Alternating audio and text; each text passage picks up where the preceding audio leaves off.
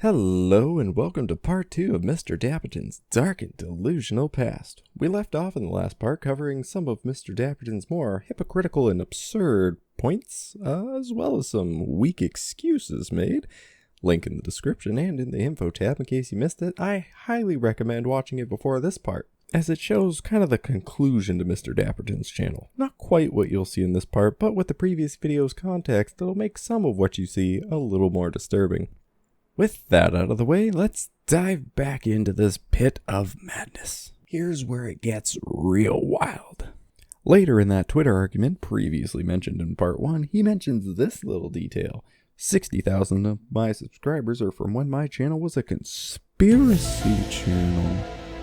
You have my attention.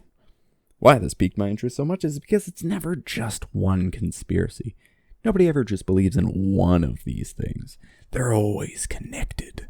I don't recall any conspiracy videos from him, so it must have been before my time as a viewer. And he really does fit the bill of one of those crazy people like the Garbage Pail Kids channel I talked about before, where they constantly go off about the government's control and censorship, and you know he believes more than that. So I went back. We go. Oh dear God, this video gets dark. I've talked about conspiracy channels before, where they believe that everybody's out to get them. That no act of evil ever truly happens unless it was perpetrated by the government. Absolutely abhorrent things, like fake mass shootings, bombings, and other horrific acts of violence. While also peddling absolutely verifiable nonsense and lies that endangers even more lives with blatantly false information. Like the conspiracies around vaccines and how people believe that they cause or have any relation to autism. Now, while I could rant for hours about these people, I am instead going to link to a video by H-Bomber Guy, who is a sane, rational person, as you can tell by this thumbnail, in a rather long but fantastic video debunking all of this baffling nonsense. It really is amazing when you learn just how weak of a starting point these people have, but they're so determined to believe they're BS that they will ignore any and all evidence to prove their wild theories. It's kind of like if you tried building a house of cards on a pile of jello, and then an earthquake happens. So what does this have to do with Mr. Dapperton, you might ask? Well, going back to his Twitter battle, he mentions how he was a conspiracy channel before. I don't think that quite describes just how deranged of an individual Mr. Dapperton is.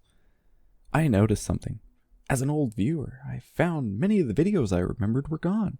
Confused by this, I decided to look him up on Social Blade and found massive drops in views where he was removing tons of videos with very high view counts for some reason.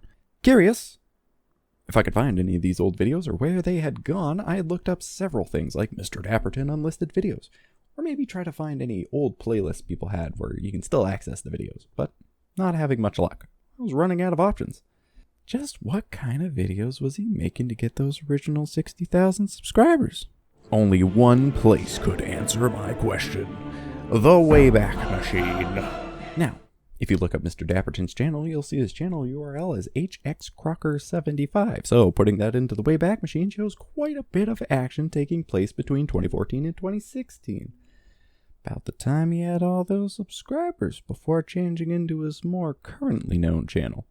However, at this time he was also known as Anarchy World, or Anarchy Ball, or Magnificent Miss. Okay, look. The man has an identity crisis. The only thing he changed more than his name was his profile picture.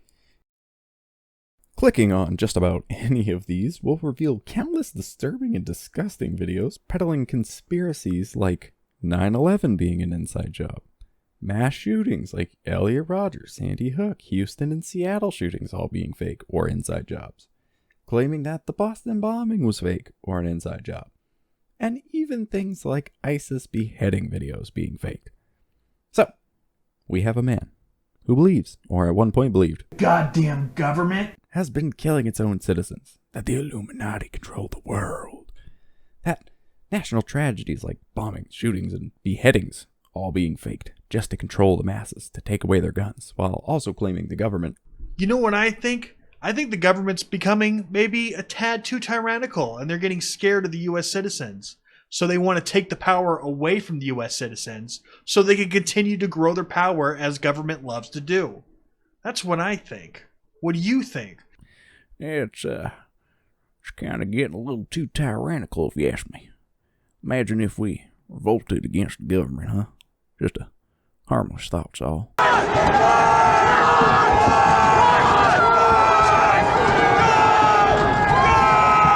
No wonder you hate the government enough, if you believe they're doing all these horrible actions. Imagine thinking that the government is faking bombings, shootings, or worse yet, actually committing these acts against its own citizens, all with the sole intent just to remove your guns. He also goes out of his way to defend things like the mentally ill people owning guns, and he kind of seems to take it a little bit personally. The vast majority of people with mental health problems are no more likely to be violent than anyone else. Did you hear that?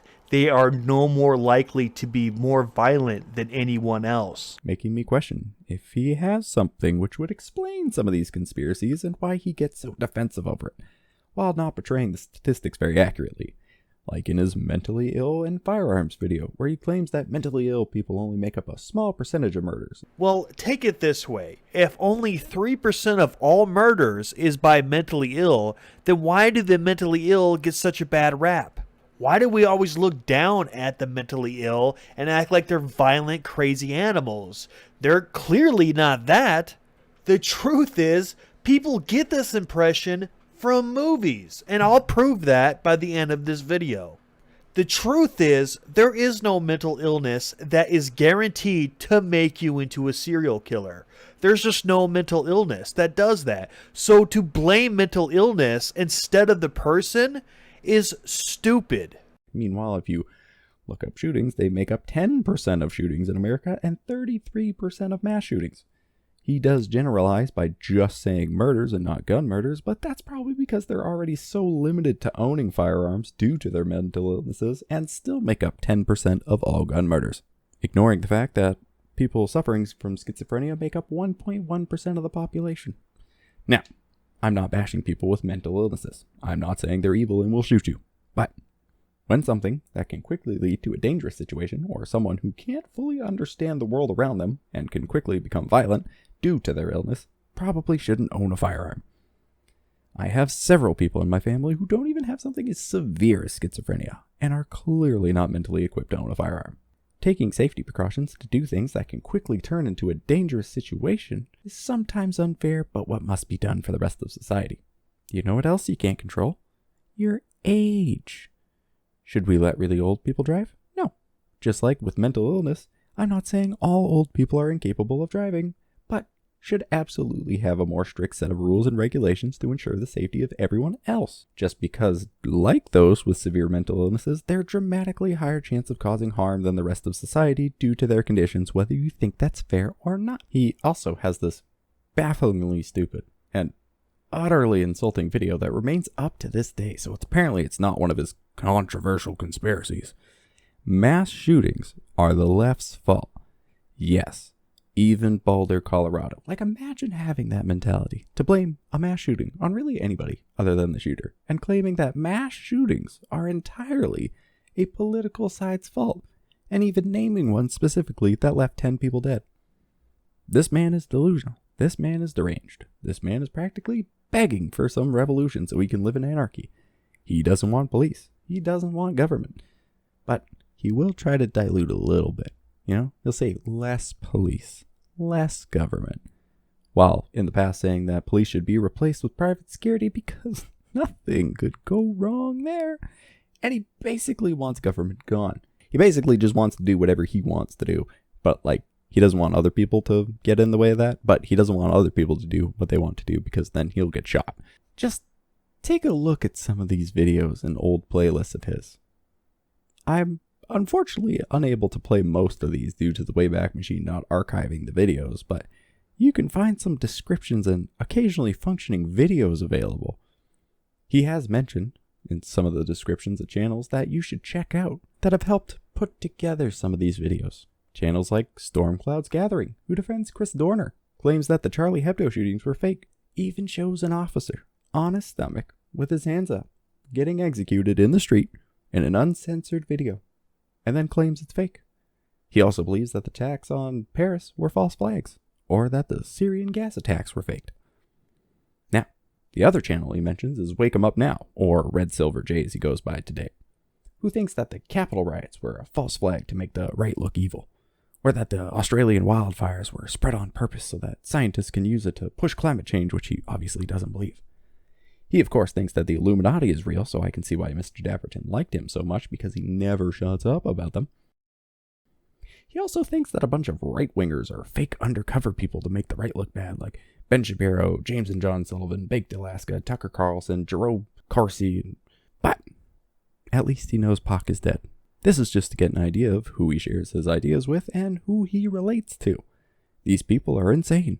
No wonder he rips off so many Batman villains, because this man belongs in Arkham Asylum. At the end of Emperor, oh god, here comes again, Zarakar's video, he mentions about how Mr. Dapperton is the scum of the earth.